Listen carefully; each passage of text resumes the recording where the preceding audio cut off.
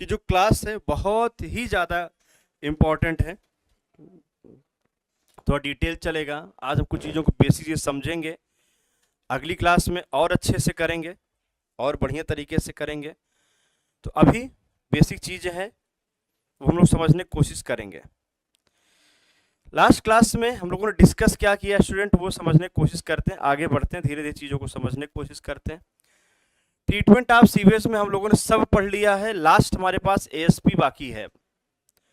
आखिरी हमारे पास क्या बाकी है, एक्टिवेटेड स्लज प्रोसेस बाकी हम लोगों ने सारा प्रोसेस पढ़ लिया है। और इससे ख़त्म होते ही, जो कि 2 क्लास लगेगा, आज तो पूरा नहीं हो पाएगा लेकिन 2 क्लास लगेगा। 2 क्लास जैसे ही कंप्लीट होगा आपका एएसपी, 2 क्लास में आपका पूरा ट्रीटमेंट ऑफ सीवेज खत्म हो जाएगा। मतलब आज और मंडे को आपको ट्रीटमेंट ऑफ सीवेज पूरी तरीके से चैप्टर ही समाप्त हो जाएगा। फिर ट्यूसडे से हम लोग स्टार्ट कर देंगे अपना नया चैप्टर, जिसका नाम होगा ट्रीटमेंट ऑफ आपके पास solid waste management, building drainage और पॉल्यूशन हमारा लास्ट चैप्टर होगा। उसके बाद हम लोग स्टार्ट कर देंगे तुरंत हाईवे इंजीनियरिंग स्टार्ट कर देंगे। और हाईवे इंजीनियरिंग छोटा टॉपिक है, ट्रांसपोर्टेशन बहुत बड़ा टॉपिक है। दोनों टॉपिक मिलाकर उम्मीद है कि हम लोग आराम से 70 घंटे के अंदर, रेलवे प्लस हाईवे मिलाकर 70 से 75 घंटे के अंदर पूरा हम लोग कंप्लीट करेंगे। ठीक है, अब यहाँ से हम लोग समझने की कोशिश करते हैं। बायोलॉजिकल एक्शन हमारा ये सब कंप्लीट हो चुका है, अकेले एएसपी बाकी है। आरबीसी कल हम लोगों ने डिस्कस किया, कल की क्लास में लोगों ने पॉन्ड डिस्कस किया। उम्मीद है आप लोग अच्छा किए होंगे, समझ में आपको आया होगा। फैकल्टेटिव जोन आपका ये प्रोसेस पूरा फैकल्टेटिव जोन सबको समझ लिया था, डिच क्या होता है वो समझ लिया था, और इन सब में बेसिक सा डिफरेंस क्या होता है वो समझ लिया था। आज हम लोग स्टार्ट करते हैं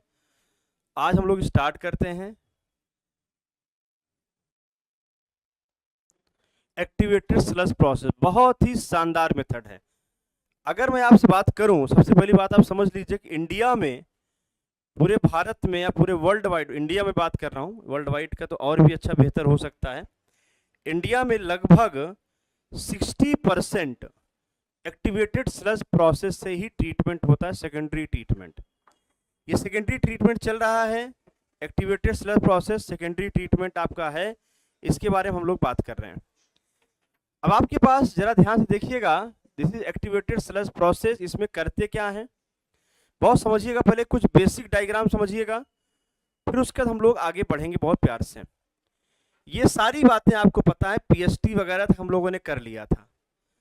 ये जो फिनोमिना आपको स्टूडेंट देखने को मिल रहा है, ये जो फिनोमिना आपको देखने को मिला इतना तक, ये पूरी प्रक्रिया आपको देखने को मिल रही है, पूरी प्रक्रिया देखने को मिल रही है, जितना मैंने डार्क कर दिया, लाइन कर दिया, यही सेकेंडरी ट्रीटमेंट है।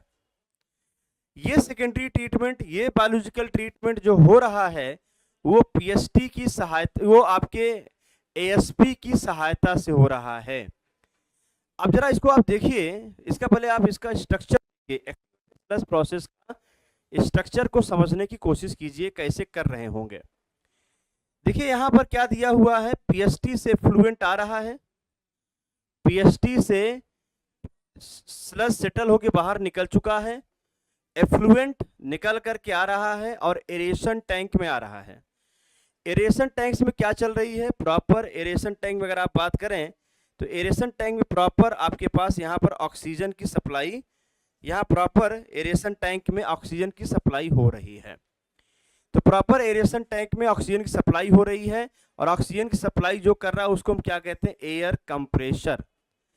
टैंक में आप देखिए ये पाइपलाइन लगी हुई है, जरा देखिएगा सब लोग, बहुत ध्यान देखिएगा, नीचे देखिए पाइपलाइन लगी हुई दिख रहा है आपको, ये पाइपलाइन लगी हुई है, और इस पाइपलाइन से इसको हम लोग एयर कंप्रेशर या एयर डिफ्यूजर कहते हैं। यही ऑक्सीजन इसी से निकलता है और टैंक में मिक्स होता है हवा, ऑक्सीजन। अब आपको एक बात समझ में आनी चाहिए कि ऑक्सीजन क्यों मिला रहे हैं, तो बहुत क्लियर बात है, टैंक में ऑक्सीजन इसलिए मिला रहे हैं जिससे प्रोसेस हमारा एरोबिक हो, इफिशियंसी फास्ट हो, इसीलिए फास्ट रेट से काम करने के लिए प्रक्रिया हम लोग करते हैं। ठीक है, अब जरा मैं आपको टैंक में कुछ चीजें दिखा देता हूं, पहले ही वो एयर कंप्रेशर यूनिट आपको मैं दिखा देता हूं, जिस सब लोग आप सब देख सको। ये देखिए ध्यान से, ये वही पाइपलाइन है, ये देखिए वही पाइपलाइन जिसकी सहायता से जो आपको दिख रहा है पूरा स्ट्रक्चर, जिस कमरे में फर्श पर ये आपका ये पाइपलाइन बिछी हुई है, एयर कंप्रेसर बिछा हुआ है, वही पाइपलाइन है। इसी से ऑक्सीजन निकलेगा, इसी से ऑक्सीजन क्या होंगे, निकलेंगे। और इस कमरे में जब कभी इसमें सीवेज भरा होगा तो इसी में ऑक्सीजन आकर के मिलेगा। आप यहाँ भी देख सकते हैं, नीचे भी देख सकते हैं। तो आप समझिए कि वो एयर डिफ्यूजर, वो एयर कंप्रेसर यूनिट जो इस चैम्बर के अंदर, इस कमरे के अंदर ऑक्सीजन सप्लाई करता है, वो चैम्बर कैसा दिखता है, और उसके अंदर जो वो एयर कंप्रेसर यूनिट है जो ऑक्सीजन सप्लाई करता है वो कैसा दिखता है। तो आप यहाँ सब लोग देख सकते हैं। तो क्या जो ऑक्सीजन सप्लाई करने वाली जो पाइपलाइन है, सबको क्लियर है भाई? सबको क्लियर है? ठीक है। अब जरा आप ये देखिएगा, ये नीचे वाला डायग्राम देखिए। अभी सीवेज, अभी वेस्ट वाटर भर रहा है इसमें, अभी वेस्ट वाटर या अभी सीवेज क्या हो रहा है, भर रहा है। तो पानी अभी कम है, लेकिन यहाँ देखो पानी भर चुका है। इस वाले टैंक को देखिए, पानी भर चुका है। अब ये हवा की वजह से, इमेजिन करिए, ये हवा की वजह से क्या प्रॉपर आपको टर्बुलेंसी दिख रही है स्टूडेंट? क्या आपको यहाँ पर टर्बुलेंसी दिख रही है, विक्षुब्धता दिख रही है? मतलब यहाँ मिक्सिंग बड़ी अच्छी हो रही होगी। ऑक्सीजन की सप्लाई की वजह से मिक्सिंग बहुत बढ़िया से हो रही होगी, सबको दिख रहा होगा। तो ये आपका एएसपी इसी तरीके से काम करता है स्टूडेंट। इसी तरीके से आपका एक्टिवेटेड स्लज प्रोसेस काम करता है। तो यही मिक्सिंग कराते हैं, ये इसे हम लोग एयर कंप्रेस यूनिट या एयर डिफ्यूजर कहते हैं। तो हवा कहीं सप्लाई होती है, आपको दिख चुका है। कभी कभी अगर टर्बुलेंसी कम होती है या हमको मिक्सिंग इंटेंसिटी को और बढ़ानी है, हम चाहते हैं कि आपके पास जो रिएक्शन है, जो हमारे पास रिएक्शन है उसका रेट ऑफ रिएक्शन है वो थोड़ा सा और स्लो हो, रेट ऑफ रिएक्शन थोड़ा सा और फास्ट हो। तो रेट ऑफ रिएक्शन को और फास्ट करने के लिए हम लोग देखिए यहाँ पर हॉरिजॉन्टल रोटर, हॉरिजॉन्टल क्यों बोला, ये इस तरह से घूम रहा है, ऐसे नहीं घूम रहा वर्टिकली, ये इस तरह से घूम रहा है। देखिए ये लगभग आपके पास 40 से 45, ठीक है, हार्स पावर, इतना भयानक ये मोटर ऊपर लगा हुआ। इस मोटर की सहायता से ये क्या हो रहा है, मिक्सिंग हो रहा है। आप देखिए जैसे कल मैंने एक आपको ऑक्सीडेशन डिच में बताया था रोटर, वही सेम चीज है। ऑक्सीडेशन डिच में आप देखिए ये आपके पास ये काम कर रहे हैं। तो कभी कभी मिक्सिंग को फास्ट करने के लिए, मिक्सिंग इंटेंसिटी को इंप्रूव करने के लिए, इंक्रीज करने के लिए ऑक्सीजन तुम लोग मिलाते ही हैं। ऑक्सीजन मिलाने के साथ साथ ये रोटर हॉरिजॉन्टल डायरेक्शन में रोटरी हम लोग क्या करते हैं, यूज करते हैं। तो इस तरीके से आप समझ रहे होंगे कि यहाँ पर एरेशन टैंक में काम कैसे हो रहा होगा। क्लियर है? बोलिए अब काम क्या होता है वो हम समझने की कोशिश करते हैं। ठीक है, आप देखिए पीएसटी से स्लज सेटल हुआ, प्राइमरी क्लैरिफायर पीएसटी में स्लज सेटल हुआ, एफ्लुएंट इस एरेशन बेस में आया। एरेशन टैंक, अभी एसएसटी के काम को बाद में समझेंगे, अभी हम सिर्फ वो एरेशन टैंक समझने की कोशिश कर रहे हैं जिसमें ऑक्सीजन को सप्लाई करने के लिए पाइपलाइन बना हुआ है और साथ मिक्सिंग करने के लिए रोटर लगा हुआ है। तो एरेशन टैंक है ये। अभी आप और कुछ मत सोचिए, बस इतना ध्यान रखिए पीएसटी से एफ्लुएंट निकलकर इसमें आ रहा है। अब मुझे सिंपल सी बात बताइए, सोच करके बताइएगा, और सारी बातें हम लोग बाद में करते हैं, हम समझने की कोशिश करते हैं स्टूडेंट। हमारे पास क्या बना हुआ है, this is the aeration tank. ठीक है, एरेशन टैंक, और एफ्लुएंट कहां से आ रहा है, एफ्लुएंट पीएसटी से आ रहा है। एफ्लुएंट पीएसटी से आ रहा है और इस पीएसटी से एफ्लुएंट आ रहा है, यहां पर एंट्री कर रहा है। आप मुझे सिंपल सी बात सोच के बताओ, आगे क्या होगा क्या नहीं होगा, वो सब प्रोसेस बात की बात है। बहुत ही आपके पास कंसंट्रेशन बहुत अच्छा होना चाहिए, इसको समझने के लिए मामला गड़बड़ा जाएगा। अब मुझे बताइए, यहां हम नीचे नीचे ऑक्सीजन को सप्लाई करने के लिए पाइपलाइन बिछाए हुए हैं।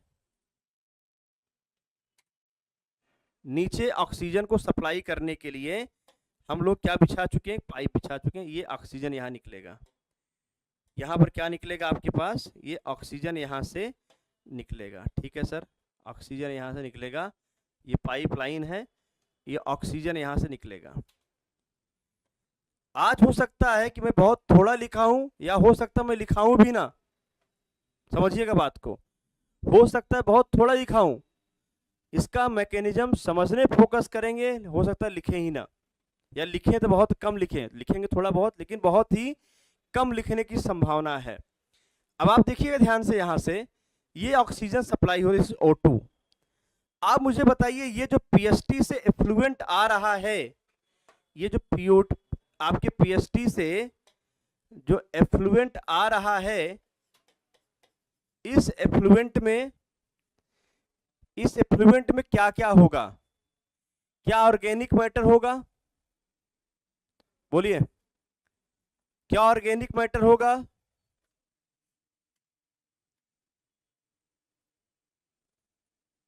क्या ऑर्गेनिक मैटर होगा? बिल्कुल होगा सर। तो यहां पर आपके पास ऑर्गेनिक मैटर होगा,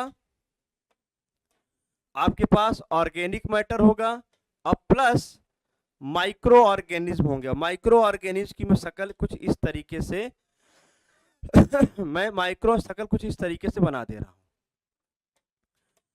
अब ये माइक्रो ऑर्गेनिज्म की जो हमारी शक्ल है, ये खुश है। ये खुश क्यों है? क्योंकि सर यहां पर क्या हो रहा है, यहां पर एरोबिक माइक्रो ऑर्गेनिज्म की बात हो रही है। प्रोसेस एरोबिक होने वाला है, प्रोसेस एरोबिक होने वाला है, इसलिए यहां पर। अब आप बताइए, ऑर्गेनिक मैटर है सर, एयर मिलाते हैं या शुद्ध ऑक्सीजन? एयर नहीं, ऑक्सीजन। कंप्रेस एयर यूनिट में प्योर आपका मैक्सिमम परसेंटेज में ऑक्सीजन। हमारा फोकस मुकेश एयर पे रहता है, वो एयर जो तुम लोग सांस लेते हो, वेंटिलेटर पे लोग लेते हैं सांस, वो एयर है। अब जाके उसका गूगल पे परसेंटेज देख लेना कि उसमें क्या क्या रहता है। ठीक है, अब ध्यान दो, इसमें माइक्रो ऑर्गेनिज्म रहते हैं, ऑर्गेनिक मैटर रहते हैं, ऑक्सीजन मिल रहा है। अब मैंने इसको लाके छोड़ दिया, ये एरेशन टैंक है, this is the aeration tank. ये क्या है? एरेशन। एरेशन टैंक क्यों बोल रहा हूं मैं? क्योंकि इस टैंक में एरेशन हो रहा है, और ये जो प्रक्रिया हो रही लगभग 4 से 8 घंटे के लिए हम लोग करेंगे। कितने घंटे के लिए? 4 से 8 घंटे के लिए। कृपया कोई प्रश्न ना पूछें, नहीं मामला गड़बड़ हो जाएगा तुम्हारे जनरल नॉलेज के चक्कर में कि ऑक्सीजन कितना परसेंट है, नाइट्रोजन कितना परसेंट है, ऑर्गन कितना परसेंट है, उसमें तुम्हारा एएसपी चला जाएगा। इसलिए जनरल नॉलेज मत करो भाई, मैकेनिज्म देख लो। अब ये जो माइक्रो ऑर्गेनिज्म दिख रहा है, जो येलो कलर में जो आपको माइक्रो दिख रहा है, ये ऑर्गेनिक मैटर को खाएगा, तोड़ेगा, डिकम्पोज करेगा। अब मुझे बताओ, जब डिकम्पोज करेगा तो स्टूडेंट मुझे कह रहा कमेंट करके बताओ, 4 से 8 घंटे जब ये प्रक्रिया चलेगी तो क्या यहाँ पर बहुत सारे क्योंकि और भोजन कम हो रहा होगा और ऑर्गेनिक मैटर क्या हो रहे होंगे, भोजन कम हो रहा होगा और ऑर्गेनिक मैटर बढ़ रहे होंगे। बोलिए, क्या धीरे धीरे इनकी संख्या बढ़ जाएगी?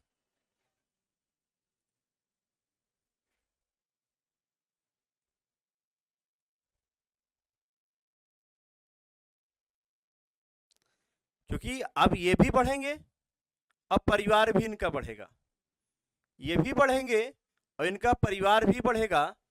और ध्यान रखना, इनको, ये जिंदा रहते हैं, इनको हम लोग बोलते हैं बायोमास। इनको क्या कहते हैं? बायोमास। ऑर्गेनिक मैटर कम हो रहा है, ध्यान दीजिएगा, ऑर्गेनिक मैटर कम होता जा रहा है और माइक्रो ऑर्गेनिज्म बढ़ते जा रहे हैं।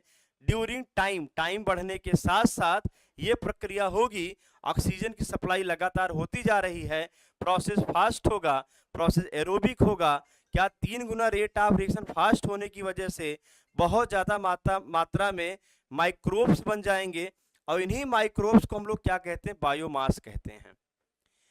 अब पूरे के पूरे स्लज में, पूरे के पूरे स्लज में आप देखिएगा, पूरे के पूरे सीवेज में, पूरे के पूरे सीवेज में आपको यहां पर, पूरे के पूरे सीवेज में आपको यहां पर आपकी इनकी संख्या बहुत ज्यादा बढ़ेगी, ऑर्गेनिक मैटर लगभग क्या हो जाएंगे, खत्म हो जाएंगे। ध्यान देना, ध्यान देना, आपको यहां पर कंडीशन शांत नहीं करना है, स्टिल नहीं करना है, आपको कंडीशन शांत नहीं करना है, आपको कंडीशन स्टिल नहीं करना है, यानी प्रोसेस लगातार चलते रहना है, स्टैग्नेंट कंडीशन नहीं लानी, शांत नहीं करना है। क्यों?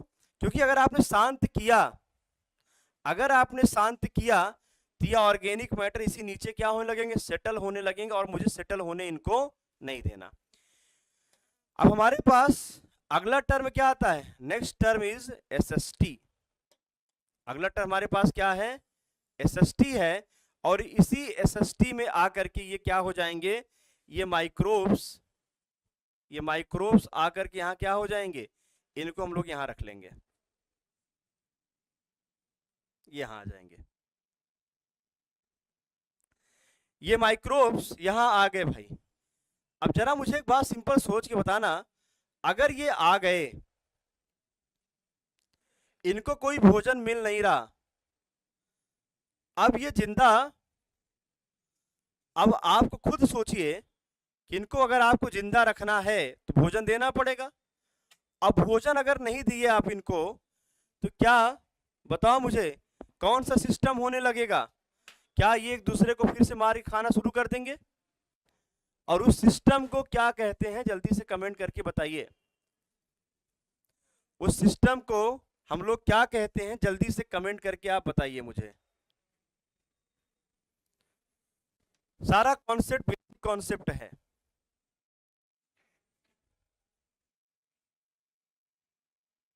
बहुत बढ़िया शोभित, endogenous respiratory system, endogenous respiratory system. इसके अंतर्गत आप कभी नहीं चाहोगे कि ये सिस्टम यहां हो, आप कभी नहीं चाहोगे कि ये सिस्टम यहां पर परफॉर्म करे, ये सिस्टम यहां पर परफॉर्म करे, आप कभी नहीं चाहोगे। आप मुझे बताओ, क्या इसमें लिक्विड भी तो होंगे?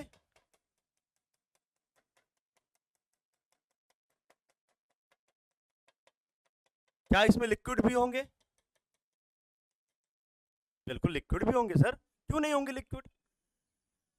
अब आप मुझे बताइए, जैसे ये प्रक्रिया होगी और एसएसटी सेकेंडरी सेडिमेंटेशन टैंक में ये जाएंगे, और साथ में कौन रहेगा सर, लिक्विड भी तो रहेगा, लिक्विड भी तो रहेगा सर, यहां पर लिक्विड भी रहेगा, आपको देखने को लिक्विड भी मिलेगा।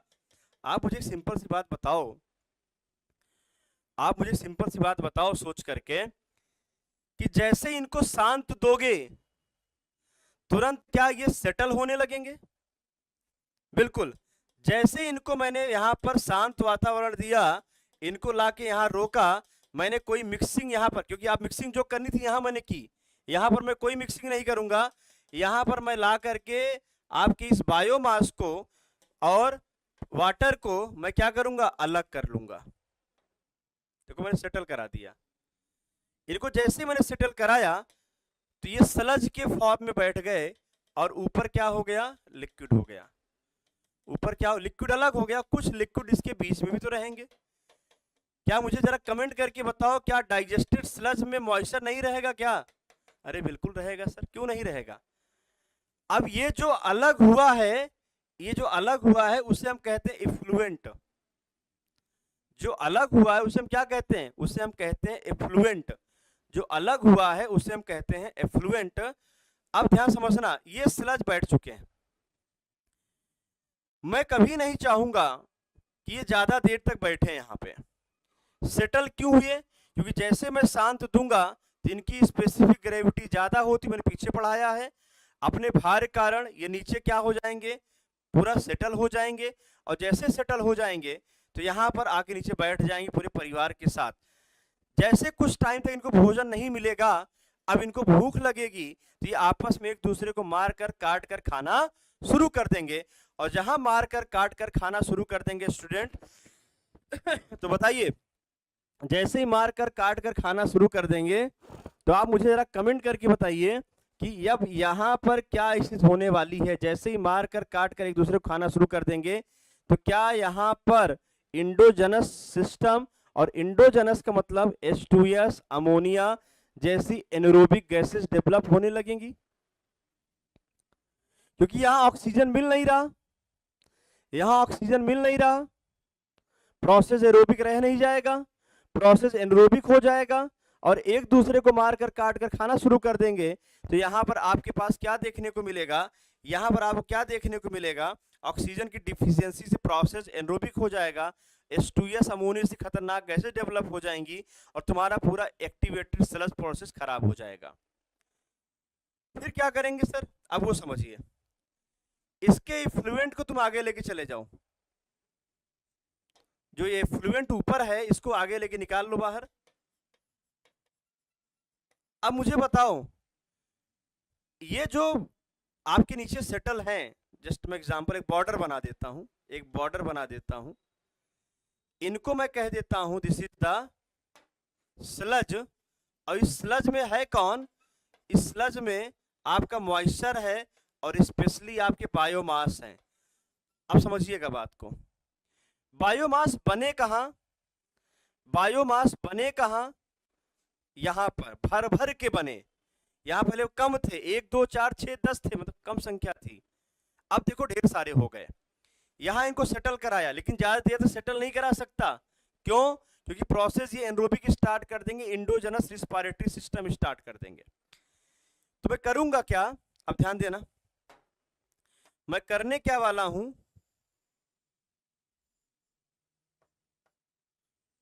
इसमें से जितना ये, अच्छा मुझे बताओ ये जिंदा है मर गए हैं, ये जिंदा है कि मर गए हैं,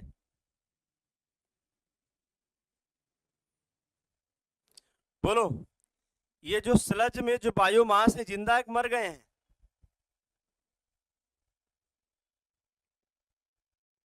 ये लिविंग ऑर्गेनिज्म है, जिंदा है।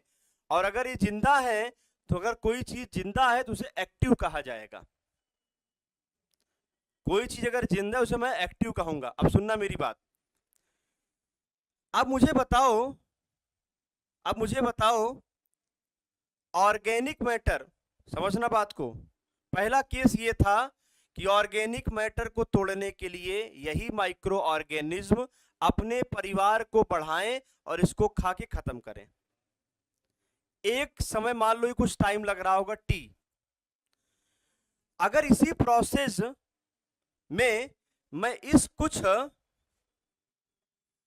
माइक्रोब्स को, कुछ जिंदा माइक्रोब्स को रिसर्कुलेट कर दूं,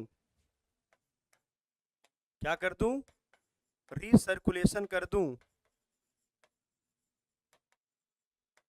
रिसर्कुलेशन में क्या जाएगा, रिसर्कुलेशन में यही जो आपके माइक्रोब्स हैं यही जाना शुरू करेंगे।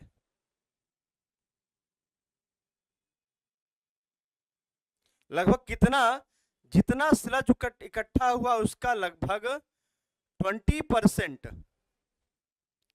मैं रिसर्कुलेट कर दूं। कितना, 20% रिसर्कुलेट कर दूं।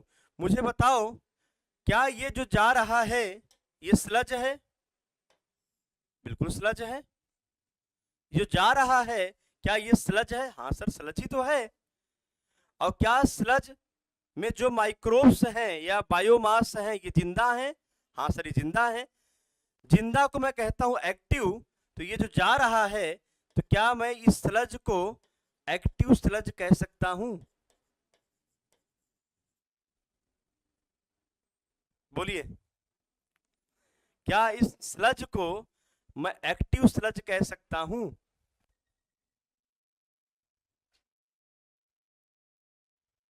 बहुत बेहतरीन तरीके से समझ में आया होगा आपको।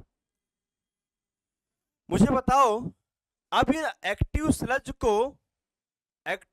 को मैं यहां अगर लेके चला जाऊं, इस एक्टिव स्लज को अगर मैं यहां लेके चला जाऊं तो मुझे बताओ पहले खुद ही माइक्रो ऑर्गेनिज्म परिवार बढ़ाते थे, तब ऑर्गेनिक मैटर खाते थे, धीरे धीरे उस समय टी लगता था।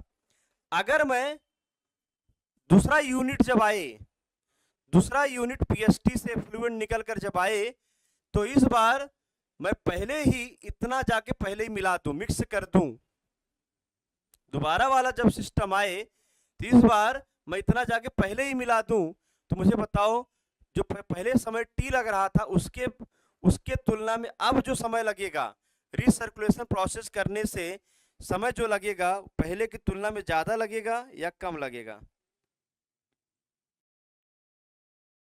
ज्यादा लगेगा समय। अरे यार क्या कह रहे हो भाई, पहले की तुलना में समय ज्यादा लगेगा? अरे ये जाएंगे तो जो ऑर्गेनिक मैटर आएगा जल्दी खा जाएंगे, समय कम लगेगा कि ज्यादा लगेगा? क्या कह रहे हो तुम लोग यार, इतनी देर समझाया भाई साहब, कहाँ थे हैं? अरे कम लगेगा यार। खाना, खाना जो ऑर्गेनिक मैटर वो फूड है, जो ऑर्गेनिक मैटर फूड है, और जो माइक्रो ऑर्गेनिक जो खाने वाले हैं, खाने वाले अगर ज्यादा हो गए तो खाने को खत्म करने में कितना समय लगेगा? अब सॉरी क्या कर रहे हो यार, काहे जल्दी कमेंट कर देते हो हैं? इतनी मतलब बढ़िया चीज तुमको समझाया। तो एक्टिवेटेड स्लज, एक्टिव स्लज को मिलाने से, एक्टिव स्लज को मिलाने से प्रोसीजर या इफिशियंसी को बढ़ाने से, इफिशियंसी हमारी इंप्रूव हो रही है, इसीलिए इस प्रक्रिया को हम लोग एक्टिवेटेड स्लज प्रोसेस कहते हैं।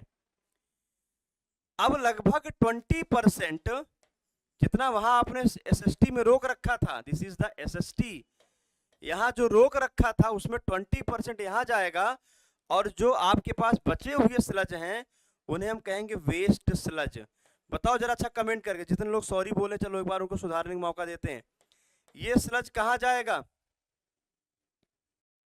चलो, स्लज डाइजेशन टैंक। बस दो ही लोग कमेंट किए, बाकी और लोग कमेंट ही नहीं किए, या कुछ लोग ये सोच रहे हैं राहुल से पूछ रहे हैं तो और कोई लोग नहीं बताएगा, सिर्फ राहुल ही बताएगा। स्लज एसएसटी के स्लज को स्लज डाइजेशन टैंक में ले जाते हैं। ये आगे प्रक्रिया जो मैंने पीछे पूरा पढ़ा रखा है, sludge handling process, sludge handling process, यहाँ पर वो जा रहा है।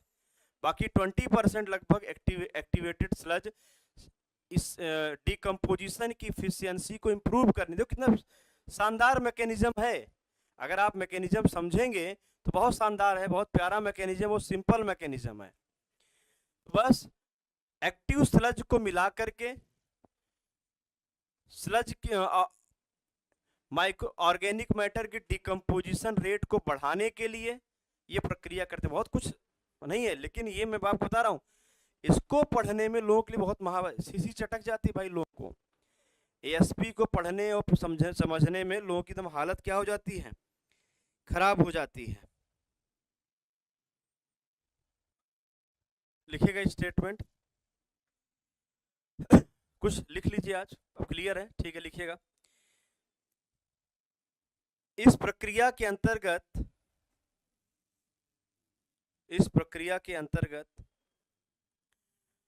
ऑर्गेनिक मैटर के डिकम्पोजिशन रेट को, ऑर्गेनिक मैटर के डिकम्पोजिशन के रेट को बढ़ाने के लिए, बढ़ाने के लिए एरेशन टैंक में, एरेशन टैंक में एक्टिव स्लज को, एक्टिव स्लज को, एक्टिव स्लज ब्रेकअप डिवीजन लगभग 20%, एक्टिव स्लज को,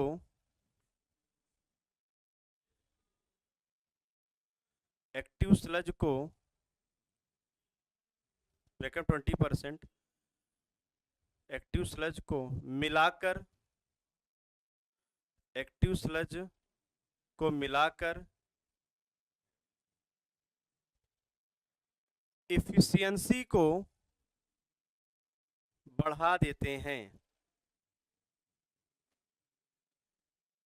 इफिशियंसी को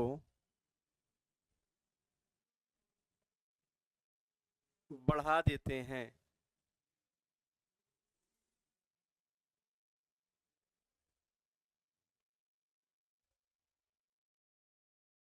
इफिशियंसी को बढ़ा देते हैं।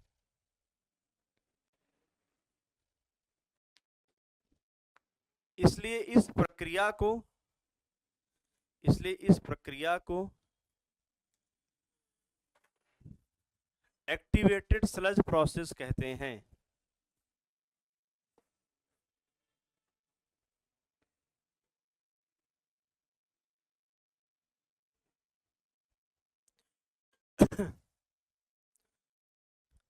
हिंट डालिएगा, एक्टिवेटेड स्लज या एक्टिव स्लज।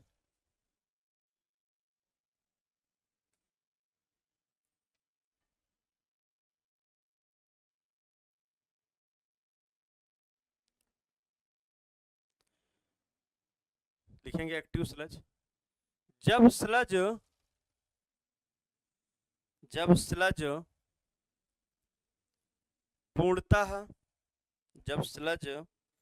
पूर्णतः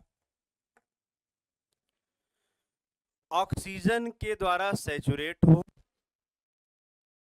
संतृप्त हो,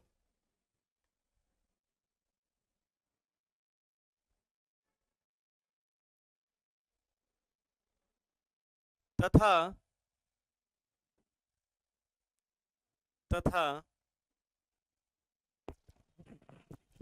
माइक्रो ऑर्गेनिज्म के डिकम्पोजिशन के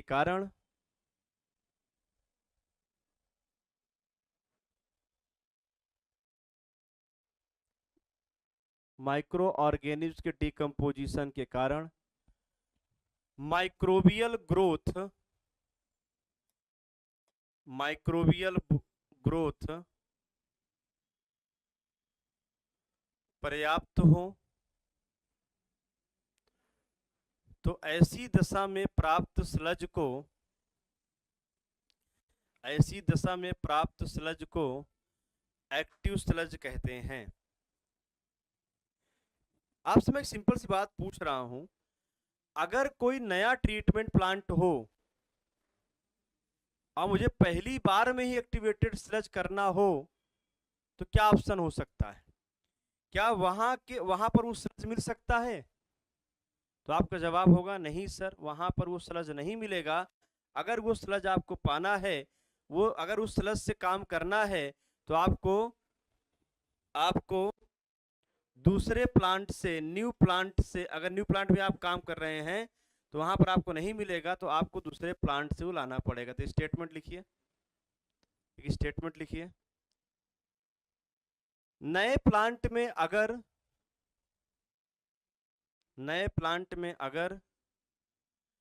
फर्स्ट ऑपरेशन के लिए ही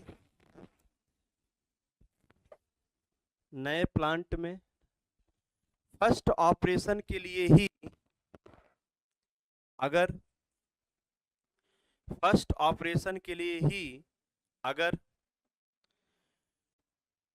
एक्टिवेटेड स्लज की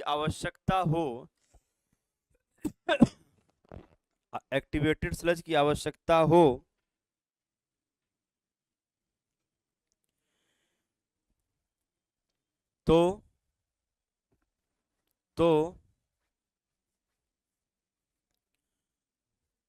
तो वह एक्टिव स्लज दूसरे प्लांट से प्राप्त करते हैं या दूसरे प्लांट से कैरी करते हैं।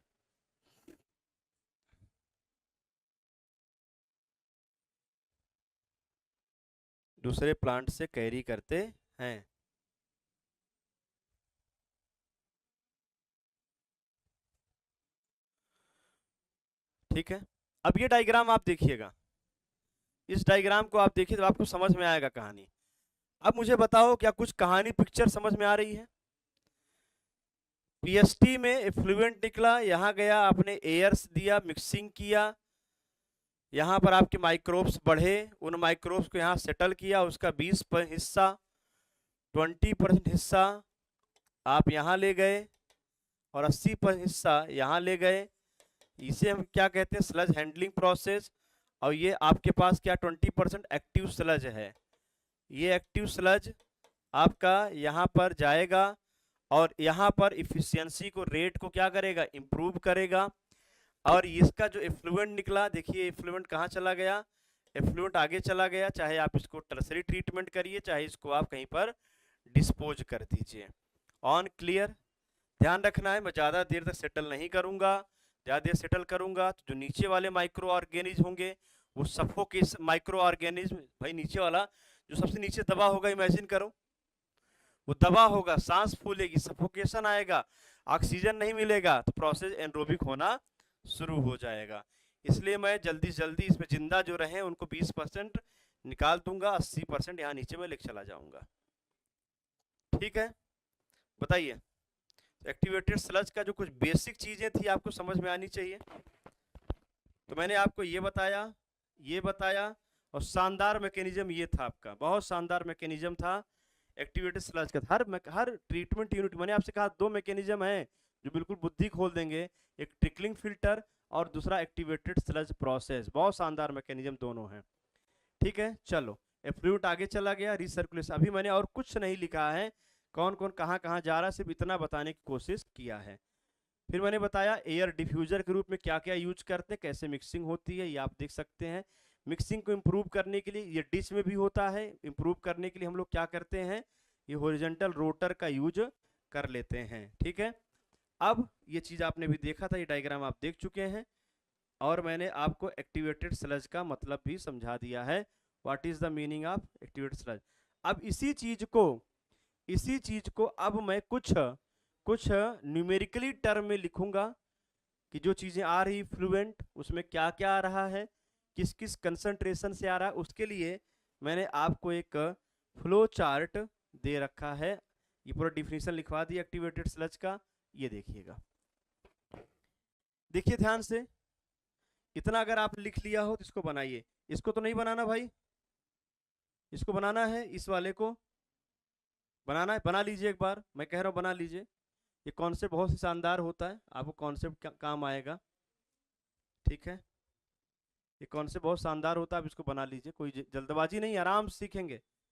इतना जब कुछ समझ सीख लिए आप लोग, इतना समय दे लिया है तो अब इतना जल्दी भी नहीं है। अब मुश्किल से 7-8 घंटे क्लास बची हुई है, नेक्स्ट वीक में आपका हर हाल खत्म हो जाएगा। तो अब इतना भी मतलब जल्दबाजी नहीं करना है कि आपका ये कह दें कि सर एएसपी नहीं समझ में, बाकी तो सब कुछ समझ में आया, एक्टिवेटेड स्लज प्रोसेस समझ नहीं आया। आज के बाद मैं चाहता हूँ कि आप जब यहाँ से पीएचई पढ़ के निकलें तो आप किसी को भी चैलेंज कर सकें उसके मैकेनिज्म के बारे में। अभी एक क्लास पूरी चलेगी इस पर, तो आप इसको बना लीजिए, 1 मिनट लगेगा, इसमें समय देकर आप बना लीजिए। जब बन जाएगा तो मुझे कमेंट करके बताइएगा जब बन जाए तो। इसके बाद वो फ्लो चार्ट बनाएंगे तो आपको अच्छा लगेगा।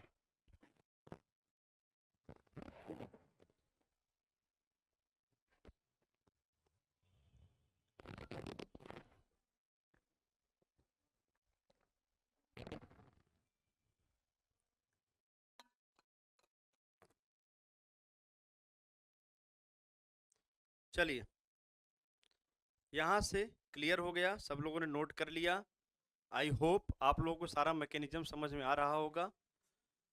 ठीक है, ये सारी बातें हम लोग कर चुके हैं, ये सब पीपीटी जाएगा, आप लोग चाहें तो डायग्राम से बना भी सकते हैं। ये फ्लो चार्ट बनाइए, जो जो कुछ लिखा हुआ है सब लिखिए। ये फ्लो चार्ट है, फिर मैं इसको फ्लो चार्ट को आपको समझाने की कोशिश करता हूँ।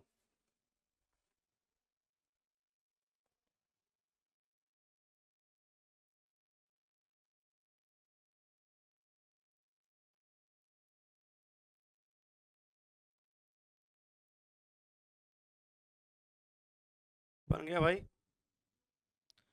डायग्राम बन गया।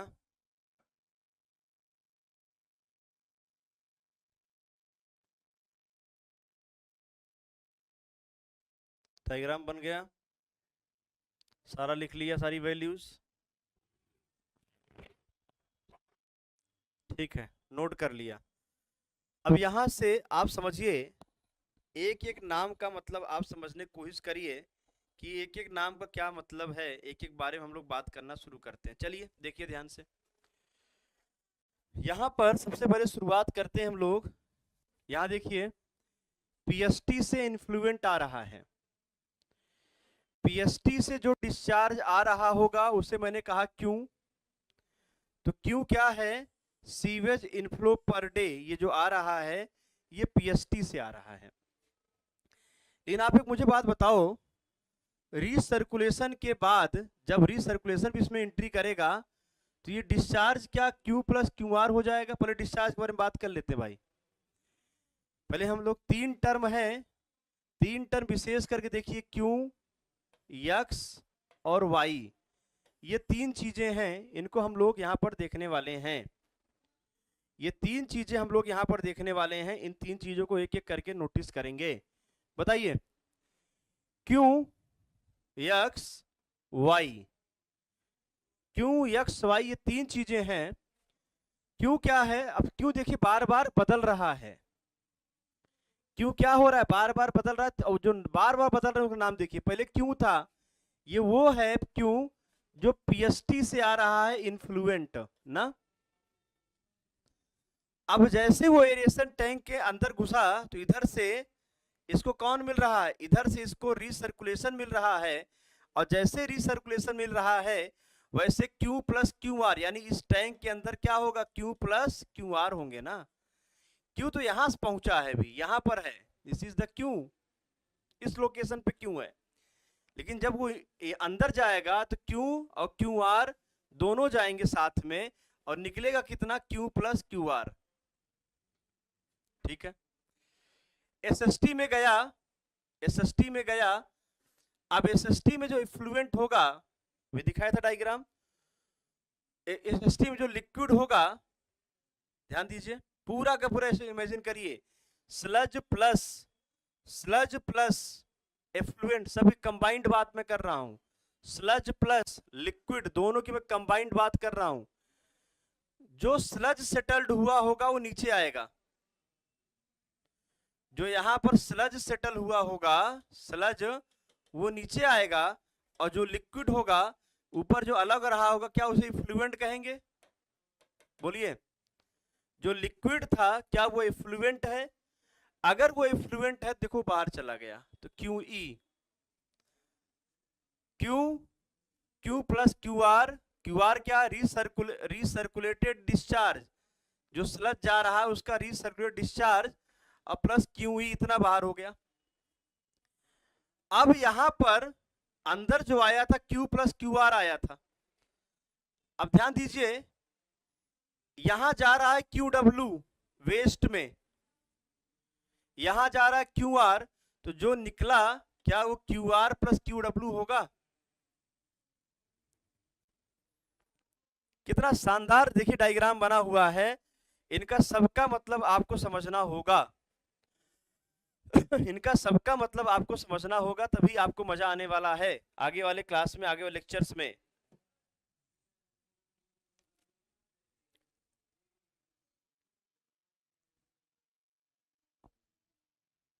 All clear? बिल्कुल क्लियर है, सारे डिस्चार्ज समझ में आ गए हैं। जितने लोग यहाँ बैठे, किसी को कोई डिस्चार्ज समझने में दिक्कत है तो जरा कमेंट करके मुझे बता दीजिए।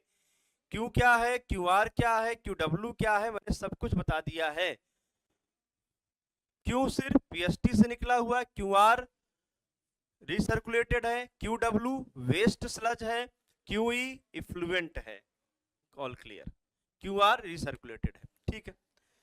अब मैं सारे क्यू को हटा देता हूं। अब मेरे सारे क्यू क्लियर हो गए, सारे क्यू सबको क्लियर हो गया है। अब मैं आगे बढ़ता हूं, आगे बात करता हूं। अगला हमारे पास आएगा वाई नॉट क्या है? वाई नॉट इसी पॉइंट तक जहां तक पीएसटी आया है, पीएसटी तक ऑर्गेनिक मैटर का कंसंट्रेशन, है आपका वाई, और वो अलग अलग जगह अलग अलग हो रहा है। देखो कैसे, अगर आप देखिए ऑर्गेनिक मैटर, देखिए ध्यान से, ये जो बता रहा है ऑर्गेनिक मैटर को रिप्रेजेंट करने का क्या तरीका? बीओडी होता है। अरे ऑर्गेनिक मैटर को ही डिकम्पोज करने में जो ऑक्सीजन खपत होती है वही तो बीओडी है। तो एक्चुअल में जो वाई है ये बीओडी को रिप्रेजेंट कर रहा है। वाई किसको रिप्रेजेंट कर रहा है? बीओडी को रिप्रेजेंट कर रहा है। अब मुझे बताओ, एरेशन टैंक के अंदर ये यहां पर वाई है, वाई नॉट है, जो पीएसटी से ऑर्गेनिक मैटर आ रहा है वो वाई नॉट है। सही बात है सर। लेकिन इसके अंदर जब पूरा मिक्सिंग होगा, माइक्रो ऑर्गेनिक ऑर्गेनिक मैटर को खा डालेंगे, सब कुछ कर लेंगे, तो आप मुझे बताओ क्या बीओडी की डिमांड कम हो चुकी होगी? कमेंट करके बताइए, क्या बीओडी की डिमांड कम हो चुकी होगी?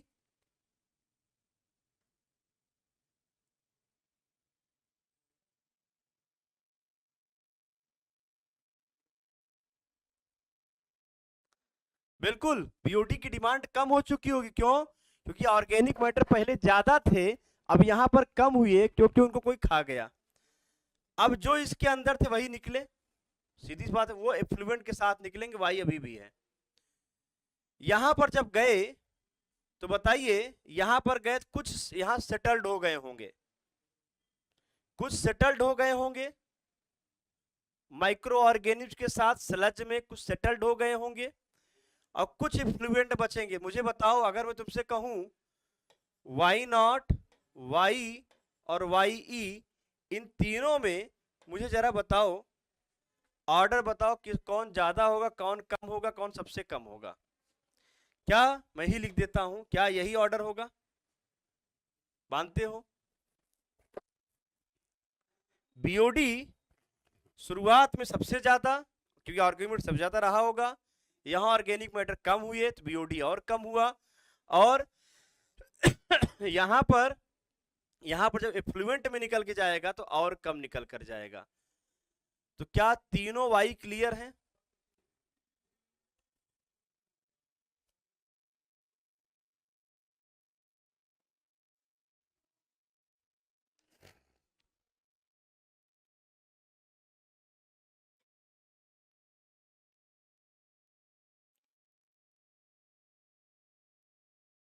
तीनों ही वाई क्लियर हो गए। अब हमारे पास बचा अगला टर्म, हमारे पास बचा यक्स। अगला टर्म हमारे पास क्या बचा? यक्स बचा। अब यक्स क्या है, यहां ध्यान रखिए, देखिएगा ध्यान से, एक्सआर यहां से आ रहा है और कुछ यक्स का मतलब होता है कितना सस्पेंडेड सॉलिड आपका मौजूद है। सस्पेंडेड सॉलिड का सीधा सा मतलब है माइक्रो ऑर्गेनिज्म। जब यहां सस्पेंडेड सॉलिड आ रहा होगा, जस्ट इमेजिन करिए, और यहां सस्पेंडेड सॉलिड, ये दोनों मिलकर क्या एक्सटी बनाएंगे? समझिए ध्यान से, मुझे शुरुआत यहीं से करनी है। एक्सटी का मतलब होता है कि एरेशन टैंक में कितने सस्पेंडेड सॉलिड आपके उपलब्ध हैं। इनको शॉर्ट फॉर्म बोला जाता है एमएलएसएस, और पूरा फुल फॉर्म है मिक्स्ड लिक्वर सस्पेंडेड सॉलिड। ध्यान रखना, ये सारे जितने हैं ये सब सस्पेंडेड ही हैं। पूरा वहां जहां लिखे होंगे वहां करेक्शन कर लीजिएगा। जितने आपको दिख रहे हैं ये सिर्फ क्या है? सस्पेंडेड हैं। सस्पेंडेड का सिंपल सा मतलब है मैं माइक्रो ऑर्गेनिज की मात्रा जानना चाहता हूं, मैं माइक्रो ऑर्गेनिज की मात्रा जानना चाहता हूं।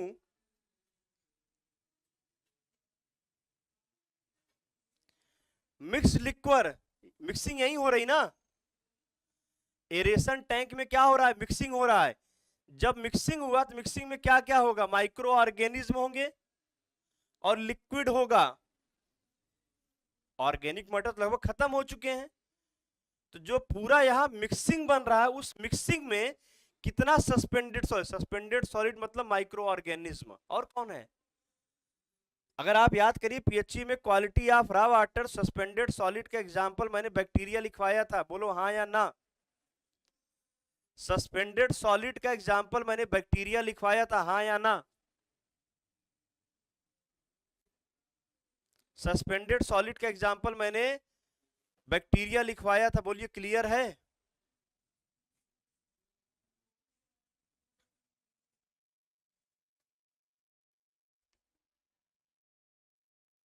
बिल्कुल लिखवाया था। सस्पेंडेड सॉलिड का एग्जांपल मैंने क्या लिखवाया था? सस्पेंडेड सॉलिड का एग्जांपल मैंने बैक्टीरिया लिखवाया था। और अगर आप याद करिए अगर आप याद करिए सस्पेंडेड सॉलिड का एग्जांपल अगर मैंने बैक्टीरिया लिखवाया था, तो यहां पर इस मिक्सिंग में कितने माइक्रो ऑर्गेनिज्म अवेलेबल हैं उन्हीं को मिक्स्ड लिक्विड सस्पेंडेड सॉलिड कहा जाता है। अब बताइए आप, जब यहां पर मिक्सिंग हुआ, तो मिक्सिंग करने के बाद सस्पेंडेड सॉलिड का जो कंसंट्रेशन है वो बहुत ही ज्यादा क्या हो चुका होगा, बहुत ही ज्यादा बढ़ चुका होगा। बोलिए ये तो xt ही होगा, दिस इज द xt, इसमें तो कोई चेंज नहीं आएगा ना भाई, ये तो xt वही जाएगा यहां पे। जब यहां से निकलेगा तो इसका कुछ हिस्सा एफ्लुएंट में ऊपर रह जाएगा, कुछ हिस्सा तैरता रहेगा माइक्रो ऑर्गेनिज्म का, और मैक्सिमम हिस्सा बैठ जाएगा, बिल्कुल बैठ जाएगा। इसको रिप्रेजेंट करने का यूनिट है मिलीग्राम पर लीटर। 1 लीटर में कितने मिलीग्राम सस्पेंडेड सॉलिड है, यानी 1 लीटर में कितने मिलीग्राम माइक्रो ऑर्गेनिज्म है। तो यहां निकला, यहां सेटल हुआ, तो यहां जो चला गया XC मतलब एफ्लुएंट में पर लीटर कितने माइक्रो ऑर्गेनिज्म है या कितने सस्पेंडेड सॉलिड हैं, और XR ध्यान दीजिएगा, यहां पर भी XR लिखा, यहां पर भी XR लिखा। सर आपने XW क्यों नहीं लिखा? 1 लीटर सेटल्ड स्लज में, ध्यान समझना, 1 लीटर सेटल्ड स्लज में, 1 लीटर एक ही लीटर में, सिर्फ 1 लीटर में माइक्रो ऑर्गेनिज्म का या सस्पेंडेड सॉलिड का कंसंट्रेशन क्या दोनों बराबर नहीं होंगे? अरे मेरे भाई, अगर मैं कह रहा हूं 100 लीटर स्लज है, तुमने 20 लीटर यहां भेजा, 80 लीटर यहां स्लज भेजा, तो 1 लीटर में सस्पेंडेड सॉलिड की मात्रा, मैं 20 लीटर 80 लीटर की बात नहीं कर रहा हूं, 1 लीटर में माइक्रो ऑर्गेनिज्म जो संख्या होगी क्या वो बदल जाएगी क्या? इसलिए XW इक्वल टू XR यहां लिख लेना, XW इक्वल टू XR। यहां जो निकल रहा है वो XR ही है, वह भी XR है, ये भी XR है। मुझे बताओ क्या ये बात समझ में आया? नहीं होगा? क्यों नहीं होगा? नहीं होगा मतलब जो रीसर्कुलेशन, अच्छा मुझे बताओ, एक सिंपल सी बात बताओ, छोड़ो चक्कर, जो रीसर्कुलेशन के लिए सच जा रहा है, जरा मुझे बताना भाई, यहां देखना, यहां गड़बड़ हो जाता है, इसलिए मैं रुक के बता रहा हूं। और ये वेस्ट स्लज है जो नीचे जा रहा है, पीछे देखते हैं।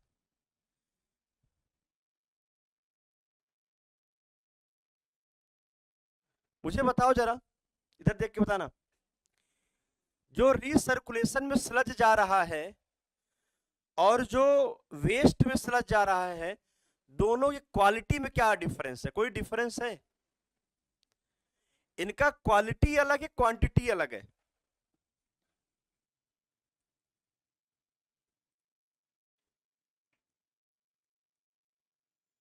बताओ, इनका क्वालिटी अलग है, क्वांटिटी अलग है।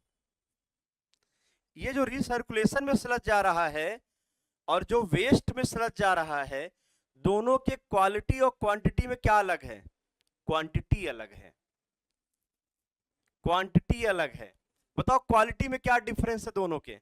अरे दोनों एक ही चीज है, बस ये परसेंट ये परसेंट। अब मुझे बताओ, अगर 100 लीटर है, ये जस्ट एग्जांपल 100 लीटर है, अगर मैं 20 लीटर यहां भेजूं और 80 लीटर यहां भेजूं, मैं 1 लीटर इसमें से ले रहा हूं, 1 लीटर इसमें से ले रहा हूं, एक लीटर मेरे भाई, 1 लीटर। यक्स का जो वैल्यू है वो मिलीग्राम पर लीटर में है ना। मैं total number of suspended solid की मास नहीं पूछ रहा हूं, टोटल नहीं पूछ रहा हूं, मैं पूछ रहा हूं 1 लीटर में। आप देखो जितनी यूनिट मिल रही सब एक मिलीग्राम पर लीटर, मिलीग्राम पर लीटर, चाहे XC चाहे XT चाहे XR। अब मुझे बताओ 1 लीटर में जो सस्पेंडेड सॉलिड की मात्रा होगी वो अलग होगी या सेम होगी? जब क्वालिटी सेम है तो मात्रा क्यों अलग होगी? 1 लीटर में दोनों में सेम होगा ना भाई, वो x है। तो मिलीग्राम पर लीटर को x कहते हैं, वही मैं आपसे बताना चाह रहा हूं। इसीलिए XC और XR और XW आपस में क्या है? सेम है। अब बोलिए किसी को समझने में, पूरा कहानी, पूरी डायग्राम समझने में अभी तक जरा दिल से बताना कैसा लगा टॉपिक? पूरा हिला कि नहीं कहानी? पूरी कहानी हिली कि नहीं भाई? अब कल अगर ये समझ में आएगा तो नेक्स्ट क्लास हम लोग स्टार्ट करेंगे डिजाइन पैरामीटर। नेक्स्ट क्लास हम लोग स्टार्ट करेंगे डिजाइन पैरामीटर, और वहीं से डिजाइन पैरामीटर लगभग हम लोग अभी 10 स्लाइड 12 स्लाइड पढ़ना है, इसको पूरा कंप्लीट करेंगे अगली क्लास में। अगली क्लास पूरा कंप्लीट कर देंगे। तो यही पीडीएफ, अभी मैंने वो चीजें भी इसमें डाल रखी जो आपको नहीं बताया है, ठीक है? आगे समझ में आएगा। अभी कुछ ट्राई मत करिएगा, एक बार मेरे कहने पर, वंस मोर मेरे कहने पर, जितना मैंने आज आपको पढ़ाया है, 1 घंटे 10 मिनट का वीडियो लगभग हुआ है, इस वीडियो को आप दोबारा से देख करके मंडे वाली क्लास में मिलिएगा, क्योंकि संडे बीच में ब्रेक हो रहा है। तो मंडे वाली क्लास में आप मिलिएगा। आपको एक्टिवेटेड स्लज प्रोसेस और ट्रिकलिंग फिल्टर, जो सबसे 2 खतरनाक माने जाते हैं, लोग कहते हैं ये दोनों टॉपिक बहुत ही खतरनाक है।